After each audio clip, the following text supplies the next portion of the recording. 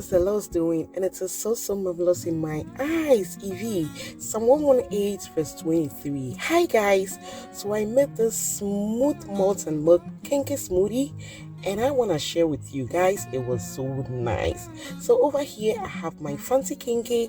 You can choose to use any Kenkey of your choice.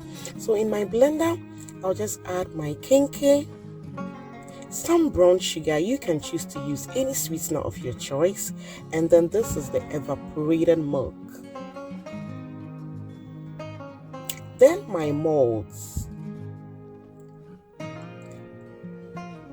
So now I am gonna blend everything to perfection.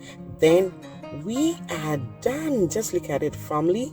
So when we are at the you gotta try this malt and milk Kenkey smoothie. Oh my goodness, it will take you to another level. Yeah, so you can see how thick and smooth it is. Yeah, so now I am going to add my toppings to it. You can choose to use any toppings of your choice, be it fruit or whatever, but I am using peanut butter and some coconut chips.